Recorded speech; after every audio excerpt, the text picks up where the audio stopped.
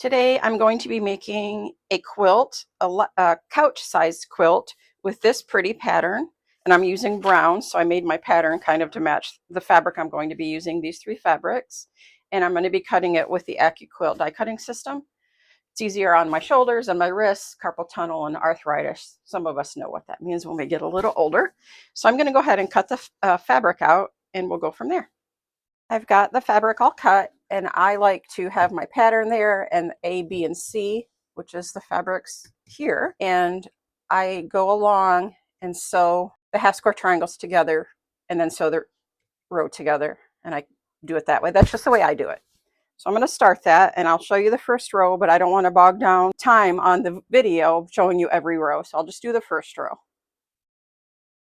Okay, here we go with the first row. It's very important that we keep a good 1/4 inch seam.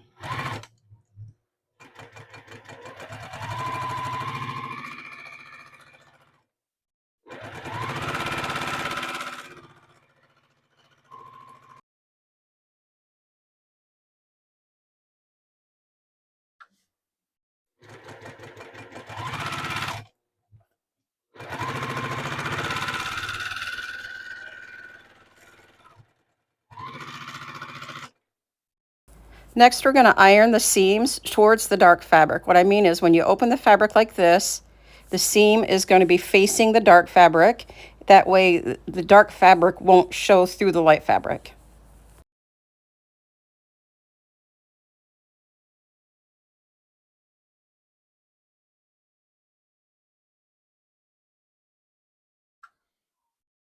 I'm going to sew the first row together with 2 B's, the 4 I just sewed and the other 2 B's. And here we go.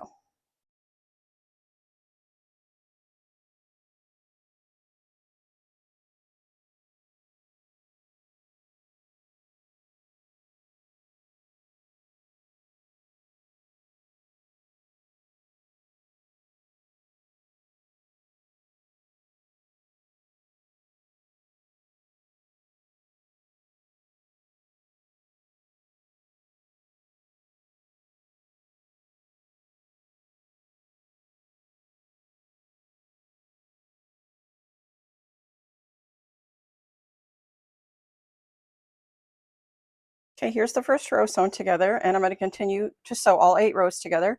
And I wait until the rows are sewn before I press the seams, because I press one left, one right, one left, one right, so that way they nest together when I sew the rows together. So I'll see you in a few minutes. One thing I do for myself, I put a pin in the first block on the left-hand side, so I always know which is the left-hand side of each row, because I've sewn things together backwards many times. So I came up with a way to keep myself straight.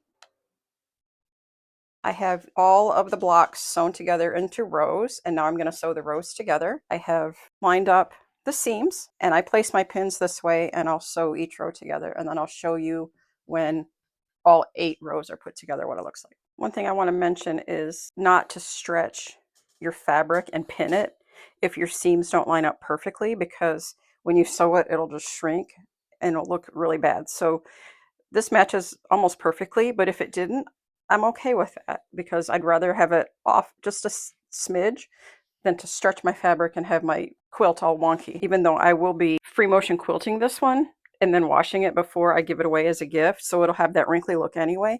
So these little imperfections aren't going to destroy the look of your quilt. The person who receives it's going to love it. So because I'm ironing the seams left on one row and right on the other, they will nest together perfectly as you're sewing along.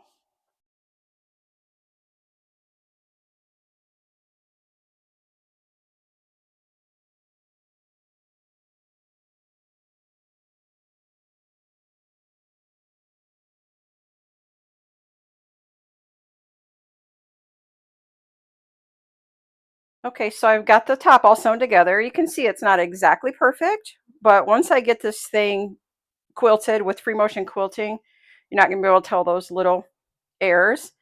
The stings on the side were pretty good. I just have a little bit of trimming to do. And next I'm going to cut a brown border, the same size as the squares.